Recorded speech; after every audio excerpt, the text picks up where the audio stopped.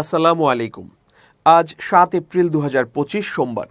শুরু করছি change TV প্রতিদিনের গল্প অনুষ্ঠান। দর্শক, আপনাদের সঙ্গে রয়েছি আমি আবিদ আজম। শুরুতেই সংবাদ শিরোনাম। ফিলিস্তিনের বিজয় নিয়ে মিলে যাচ্ছে পবিত্র কোরআনের বাণী। হামাসের এখনও সামরিক সক্ষমতা রয়েছে, যা ইসরায়েলের উদ্বেগের কারণ। জুলাই গণহত্যার বিচার যাচ্ছে আইসিসিতে, জানালেন প্রেস সচিব। এবার বিস্তারিত। ফিলিস্তিনের মসজিদুল আকসা মুসলমানদের কাছে তৃতীয় পবিত্রতম স্থান, যার প্রতি সম্মান প্রদর্শন এবং সম্মান রক্ষা করা মুসলমানদের ইমানি দায়িত্ব। হজরত মুসা আলাইহিসসালামের জবানে মসজিদুল আকসা ও তার আশপাশের অঞ্চলকে পবিত্র ভূমি উল্লেখ করে পবিত্র কোরআনে ইরশাদ হয়েছে, হে আমার সম্প্রদায়, আল্লাহ তোমাদের জন্য যে পবিত্র ভূমি নির্দিষ্ট করেছেন তাতে তোমরা প্রবেশ করো এবং পশ্চাদপসরণ করো না, করলে তোমরা ক্ষতিগ্রস্ত হবে। সূরা মায়েদা আয়াত 21। আরও ইরশাদ হয়েছে, যে সম্প্রদায়কে দুর্বল গণ্য করা হতো তাদেরকে আমি আমার কল্যাণপ্রাপ্ত রাজ্যের পূর্ব ও পশ্চিমের উত্তরাধিকারী করি। সূরা আরাফ আয়াত 137। ফিলিস্তিন এতই মোবারক ভূমি যে আল্লাহ তাআলা একে ইসরা ও মেরাজের ভূমি বানিয়েছেন। ফিলিস্তিনের বাইতুল মুকাদ্দাস থেকেই নবীজির মেরাজ শুরু হয়েছিল। মহান আল্লাহ তাআলা বলেন, পবিত্র ও মহিমাময় তিনি, যিনি তার বান্দাকে রাত্রে ভ্রমণ করিয়েছেন আল মসজিদুল হারাম থেকে মসজিদুল আকসা পর্যন্ত, যার পরিবেশ আমি করেছিলাম বরকতময়, তাকে আমার নিদর্শন দেখানোর জন্য। তিনি সর্বশ্রোতা সর্বদ্রষ্টা। সূরা বনী ইসরাইল আয়াত 1। এই অঞ্চলকে বলা হয় মুক্তিকামীদের ভূমি। মহান আল্লাহ তাআলা যুগে যুগে মুক্তিকামী মানুষকে ফিলিস্তিন ভূমিতে আশ্রয় দিয়েছেন। যেমন লূত আলাইহি ওয়াসাল্লাম সম্পর্কে বলা হয়েছে, এবং আমি তাকে ও লূতকে উদ্ধার করে নিয়ে গেলাম সেই দেশে যেখানে আমি কল্যাণ রেখেছি বিশ্ববাসীর জন্য। সূরা আম্বিয়া আয়াত 71। আরও ইরশাদ হয়েছে, এবং সুলাইমান আলাইহি ওয়াসাল্লামকে বশীভূত করে দিয়েছিলাম উদ্দাম বায়ুকে, এবং তার আদেশক্রমে প্রবাহিত হতো সেই দেশের দিকে যেখানে আমি কল্যাণ রেখেছি। প্রত্যেক বিষয় সম্পর্কে আমি সম্যক অবগত। সূরা আম্বিয়া আয়াত 81। প্রাচীন শামের সঙ্গে আরবরা যে পদগুলো ব্যবহার করত তার মধ্যভাগে ছিল ফিলিস্তিন ভূমি, যাকে আল্লাহ ভ্রমণকারীদের জন্য নিরাপদ করেছিলেন। ইরশাদ হয়েছে, তাদের ও যেসব জনপদের প্রতি আমি অনুগ্রহ করেছিলাম সেগুলোর মধ্যবর্তী স্থানে দৃশ্যমান বহু জনপদ স্থাপন করেছিলাম, এবং সেসব জনপদে ভ্রমণের যথাযথ ব্যবস্থা করেছিলাম, এবং তাদেরকে বলেছিলাম, তোমরা এসব জনপদে নিরাপদে ভ্রমণ করো দিনে ও রাতে। সূরা সাবা আয়াত 18। সত্যের পক্ষে বিজয়ীদের ভূমি হবে ফিলিস্তিন। বাইতুল মুকাদ্দাস তথা ফিলিস্তিনকে মহানবী হজরত মুহাম্মদ সাল্লাল্লাহু আলাইহি ওয়াসাল্লাম বিজয়ীদের ভূমি হিসেবে উল্লেখ করেছেন। অর্থাৎ ইহুদিদের নির্যাতন ও হত্যাযজ্ঞ একদিন শেষ হবে। মুসলমানদের একটি দল তাদের সঙ্গে যুদ্ধ করবে এবং বিজয়ী হবে। হজরত আবু উমামা রাদিয়াল্লাহু আনহু থেকে বর্ণিত, রাসূলুল্লাহ সাল্লাল্লাহু আলাইহি ওয়াসাল্লাম বলেন, আমার উম্মতের একটি দল সত্যের উপর বিজয়ী থাকবে, শত্রুর মনে পরাক্রমশালী থাকবে। দুর্ভিক্ষ ছাড়া কোনো বিরোধী পক্ষ তাদের কিছুই করতে পারবে না। আল্লাহর আদেশ তথা কিয়ামত পর্যন্ত তারা এমনই থাকবে। সাহাবীরা জিজ্ঞাসা করলেন, হে আল্লাহর রাসূল, তারা কোথায় থাকবে? রাসূলুল্লাহ সাল্লাল্লাহু আলাইহি ওয়াসাল্লাম বলেন, তারা বাইতুল মুকাদ্দাস এবং তার আশপাশে থাকবে। মুসনাদে আহমদ 21286। তার মানে কিয়ামতের আগে ফিলিস্তিন ভূমি থেকে অবশ্যই অবৈধ দখলদারির অবসান এবং মুসলমানদের বিজয় আসবে। আরেক হাদিসে আবু হুরায়রা রাদিয়াল্লাহু আনহু বর্ণনা করেন, রাসূলুল্লাহ সাল্লাল্লাহু আলাইহি সাল্লাম বলেছেন, কিয়ামত সংগঠিত হবে না যতক্ষণ পর্যন্ত মুসলমানগণ ইহুদি সম্প্রদায়ের সাথে লড়াই না করবে। মুসলমানগণ তাদেরকে হত্যা করবে, ফলে তারা পাথর বা বৃক্ষের আড়ালে আত্মগোপন করবে। তখন পাথর বা গাছ বলবে, হে মুসলিম, হে আল্লাহর বান্দা, এই তো ইহুদি আমার পশ্চাতে, এসো তাকে হত্যা করো। কিন্তু গারকাত গাছ এ কথা বলবে না, কারণ এ হচ্ছে ইহুদিদের গাছ। সহিহ মুসলিম 7075। হযরত মুয়াজ ইবনুল জাবাল রাদিয়াল্লাহু আনহু বলেন, রাসূলুল্লাহ সাল্লাল্লাহু আলাইহি ওয়াসাল্লাম বলেন, বাইতুল মাকদিসে বসতি স্থাপন ইয়াসরিবের বিপর্যয়ের কারণ হবে, আর ইয়াসরিবের বিপর্যয় সংঘাতের কারণ হবে। যুদ্ধের ফলে কুস্তুনতিনিয়া বিজয় হবে, এবং কুস্তুনতিনিয়ার বিজয় দাজ্জালের আবির্ভাবের আলামত। সুনানে আবি দাউদ 4294।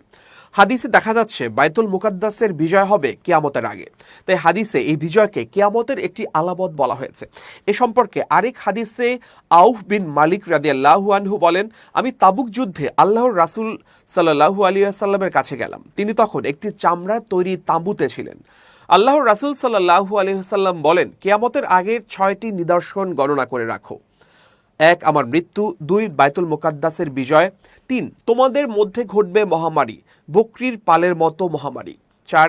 সম্পদের প্রাচুর্য, এমনকি এক ব্যক্তিকে 100 দিনার দেওয়ার পরও সে অসন্তুষ্ট থাকবে। 5. এমন এক ফিতনা আসবে যা আরবের প্রতিটি ঘরে প্রবেশ করবে। 6. যুদ্ধবিরতির চুক্তি যা তোমাদের ও বনি আসফার বা রোমকদের মধ্যে সম্পাদিত হবে। অতঃপর তারা বিশ্বাসঘাতকতা করবে এবং 80টি পতাকা উড়িয়ে তোমাদের বিপক্ষে আসবে। প্রত্যেক পতাকার নিচে থাকবে 12,000 সৈন্য। সহিহ বুখারী 3176। প্রিয় নবীজি শাম দেশের জন্য দোয়া করেছেন। শাম হলো বর্তমান সিরিয়া, ফিলিস্তিন, লেবানন ও জর্ডান অঞ্চল। এসব অঞ্চলের জন্য নবীজির দোয়া প্রসঙ্গে হাদিস শরীফে এসেছে, হযরত ইবনে ওমর রাদিয়াল্লাহু আনহু থেকে বর্ণিত, তিনি বলেন, একদিন নবী সাল্লাল্লাহু আলাইহি ওয়াসাল্লাম বললেন, হে আল্লাহ, শাম দেশের আমাদের জন্য বরকত দান করুন। হে আল্লাহ, ইয়ামান দেশে আমাদের জন্য বরকত দান করুন। আল্লাহ তাআলা মসজিদুল আকসাকে দাজ্জালের হাত থেকে রক্ষা করবেন। হাদিস শরীফে এসেছে, দাজ্জাল পৃথিবীতে 40 দিন অবস্থান করবে, তার রাজত্ব সর্বত্র বিস্তার লাভ করবে। তবে 4 মসজিদ তার নিয়ন্ত্রণের বাইরে থাকবে। তা হলো বাইতুল্লাহ অর্থাৎ কাবা শরীফ, মসজিদে রাসূল, মসজিদুল আকসা ও মসজিদে তুর। মুসনাদে আহমদ 23,139। পবিত্র হাদিসের বর্ণনা ও ঐতিহাসিকদের ব্যাখ্যা অনুসারে ঈসা আলাইহিস সালাম দাজ্জাল ও তার অনুসারী ইহুদিদের বিরুদ্ধে যুদ্ধ করবেন। তাদের যুদ্ধ হবে ফিলিস্তিন ভূমিতে। ঈসা আলাইহিস সালাম ফিলিস্তিনের লুদ শহরে দাজ্জালকে হত্যা করবেন। অতঃপর যুদ্ধে ইহুদিদের পরাজিত করবেন। তারা পালিয়েও আত্মরক্ষা করতে পারবে না। উপরের উদ্ধৃতি থেকে সহজেই অনুমান করা যায়, কিয়ামতের আগে ফিলিস্তিন ভূমি থেকেই মুসলিম বিশ্বের নেতৃত্ব দেয়া হবে। আল্লাহ মুসলিম জাতিকে মসজিদুল আকসার সম্মান রক্ষা করার তৌফিক দান করুন। বিজয়ী দলের সদস্য হওয়ার তৌফিক দান করুন। আমিন। আশদোদ ও আশকেলনে রকেট হামলার পর হামাস মুখপাত্র জিহাদ তাহা রোববার আল জাজিরাকে দেয়া এক সাক্ষাৎকারে বলেছেন, হামাসের এখনও এমন সামরিক সক্ষমতা রয়েছে যা ইসরায়েলের জন্য উদ্বেগের কারণ হওয়া উচিত। তিনি বলেন, আন্তর্জাতিক সম্প্রদায় ইসরায়েলের বিরুদ্ধে নীরব ভূমিকা পালন করছে। তাহা দাবি করেন, ফিলিস্তিনের বিরুদ্ধে চলমান অপরাধ ও হত্যাযজ্ঞের প্রেক্ষিতে প্রতিরোধ আন্দোলনের এই পদক্ষেপ ন্যায্য। তার ভাষায়, ইসরায়েলের চরমপন্থী ফ্যাসিস্ট সরকার হত্যাযজ্ঞ চালিয়ে যাচ্ছে, তাই প্রতিরোধ গড়ে তোলা জরুরি হয়ে পড়েছে। জিহাদ তাহা আরও বলেন, যতদিন ইসরায়েল ফিলিস্তিনি ভূমিতে অবস্থান করবে, পশ্চিম তীরে জমি দখল করবে, বসতিগুলোকে অস্ত্র সজ্জিত করবে এবং পবিত্র স্থানগুলোকে অপবিত্র করবে, যেমন বেন গাভির আল আকসা মসজিদে প্রবেশ করেছে, ততদিন ফিলিস্তিনি প্রতিরোধ আন্দোলনের অস্তিত্ব বিলীন হতে পারে না। এদিকে গাজা থেকে ইসরায়েলের দিকে রোববার প্রায় 10টি রকেট ছোড়া হয়। ইসরায়েলি সেনাবাহিনী আইডিএফ জানায়, এগুলোর অধিকাংশই প্রতিহত করা হয়েছে। আশকেলন শহরে একটি রকেট পড়ে বেশ কিছু যানবাহনের ক্ষতি হয়। ইসরায়েলি জরুরি সেবা সংস্থা এমডিএ জানায়, রকেটের স্প্লিন্টারে আহত এক ব্যক্তি, বয়স আনুমানিক 30। এই ব্যক্তিকে বারজিলাই হাসপাতালে ভর্তি করা হয়েছে। এছাড়া বেশ কিছু আতঙ্কগ্রস্ত মানুষ এবং আশ্রয় কেন্দ্রে যাওয়ার পথে আহতদেরও চিকিৎসা দেওয়া হয়েছে। হামাস এখনও সীমিত সক্ষমতা ধরে রেখেছে, তাই স্পষ্ট হয়েছে আশদোদ ও আশকেলনে রকেট হামলার মাধ্যমে। যদিও অধিকাংশ রকেটই ইসরায়েলের আয়রন ডোম প্রতিরক্ষা ব্যবস্থায় ধরা পড়ে, তবুও এই ধরনের হামলা প্রমাণ করে যে গাজায় ইসরায়েলি সামরিক অভিযান সত্ত্বেও হামাস পুরোপুরি নিশ্চিহ্ন হয়নি। এই হামলাগুলো কৌশলগতভাবে বড় প্রভাব না ফেললেও প্রতীকী ও মানসিক চাপ তৈরির ক্ষেত্রে ভূমিকা রাখে। হামাসের শক্তি মূলত অসামরিক এলাকায় তাদের অবস্থান এবং অসামরিক কৌশলের উপর নির্ভর করে, যা তাদের সম্পূর্ণভাবে নির্মূল করাকে অত্যন্ত কঠিন করে তোলে। সামরিকভাবে হামাস দুর্বল হলেও তারা এখনও ক্ষুদ্র পরিসরে প্রতিরোধ চালাতে সক্ষম। এটি স্পষ্ট করে দেয় যে এই সংকটের শুধুমাত্র সামরিক সমাধান সম্ভব নয়।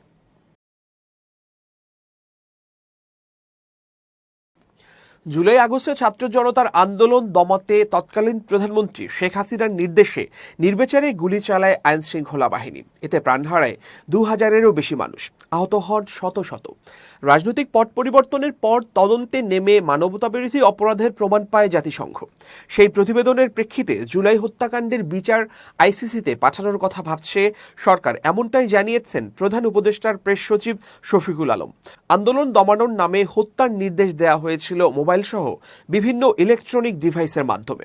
আন্তর্জাতিক অপরাধ ট্রাইব্যুনালের প্রসিকিউটর তানভীর হাসান জোহার এ ব্যাপারে বলেন, শুধু ডিলিট না, কখনো যেন কোনো ডেটা না থাকে সেজন্য স্থায়ীভাবে ডিলিট করার নির্দেশনাও আমরা তদন্তে পেয়েছি। সে সমস্ত জিনিস আমরা পুনরুদ্ধার করে আন্তর্জাতিক মানদণ্ড মেনে আদালতে প্রেরণযোগ্যের ব্যবস্থা করেছি। এমনকি প্রধান উপদেষ্টার প্রেস সচিব শফিকুল আলম জানিয়েছেন, হত্যাকাণ্ডের বিচারের বিষয়টি নেদারল্যান্ডসের হেগের আন্তর্জাতিক অপরাধ আদালতে পাঠানোর সুযোগ আছে কিনা খতিয়ে দেখছে সরকার। তিনি আরও বলেন, এটি পাঠাতে পারলে সুবিধা হচ্ছে সারা বিশ্বের মানুষ দেখতে পারবে কি নৃশংসভাবে বাংলাদেশে হত্যাকাণ্ড চালানো হয়েছে। তবে এক্ষেত্রে বাংলাদেশের স্বার্থেই সিদ্ধান্ত নেওয়া হবে। এদিকে বাংলাদেশে ব্যাপক প্রাণহানির তথ্য উপাত্ত পেয়েছে আন্তর্জাতিক অপরাধ আদালতের প্রসিকিউশন টিম। চলছে সেগুলোর বিচার বিশ্লেষণ। জানা গেছে, বাংলাদেশ চাইলে কারিগরি সহযোগিতা দিতে প্রস্তুত অপরাধ আদালত। রোম আইনের বলে ২০০২ সালে প্রতিষ্ঠিত হয় এই আদালত। ১২৫টি রাষ্ট্রের মধ্যে বাংলাদেশও এর সদস্য। জেনোসাইড, যুদ্ধাপরাধ ও মানবতাবিরোধী অপরাধে জড়িতদের বিচার হয় আইসিসিতে।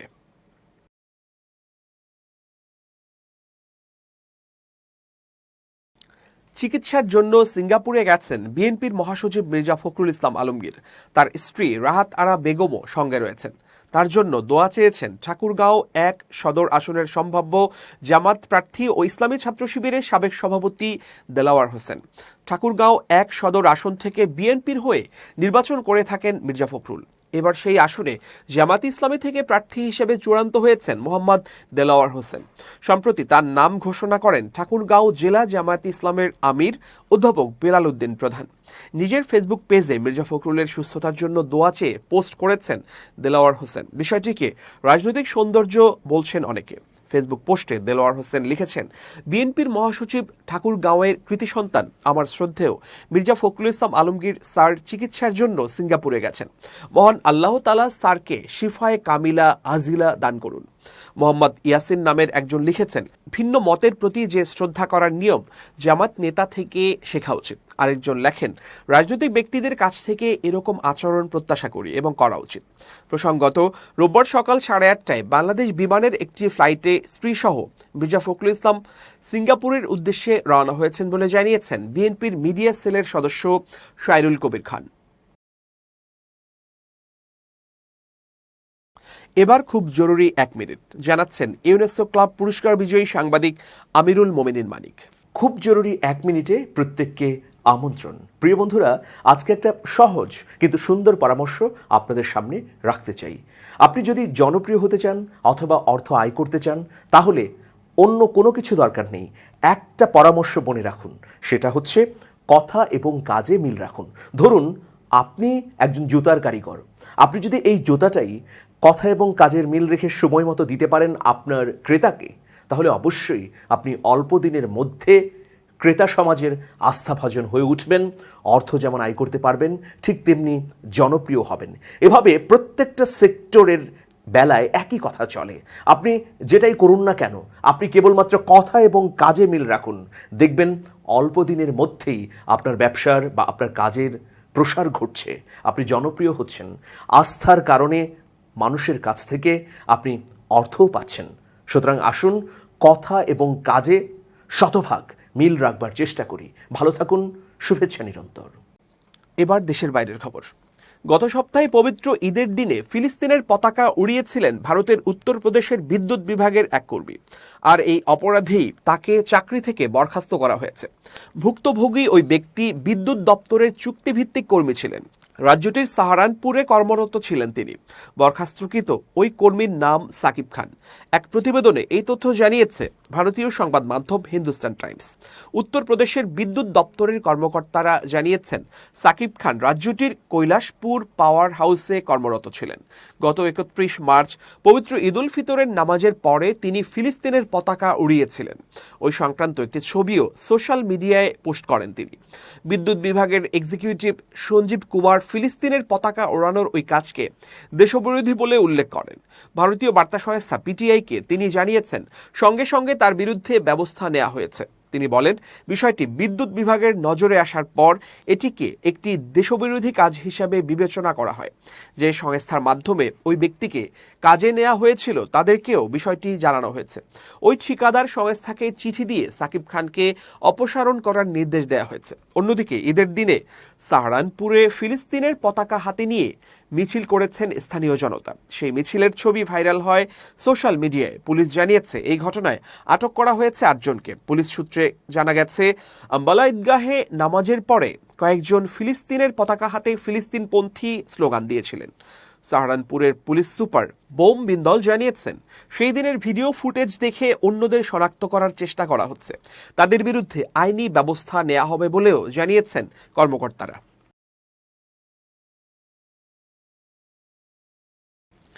দর্শক, শেষ করছি প্রতিদিনের গল্পের আজকের গল্প। change.tv.press বাংলাদেশের ইউটিউব জার্নালিজমের অগ্রদূত। ভিজিট করুন এর ওয়েবসাইট www.changetv.press, youtube.com/changetv.press এবং সাবস্ক্রাইব করুন চ্যানেলটি। নিয়মিত লাইক, কমেন্ট ও শেয়ার করে আপডেট রাখুন নিজেকে। ভালো থাকুন, নিরাপদে থাকুন, শুভেচ্ছা নিরন্তর। changetv.press, এক ফোঁটা হলুদও নেই।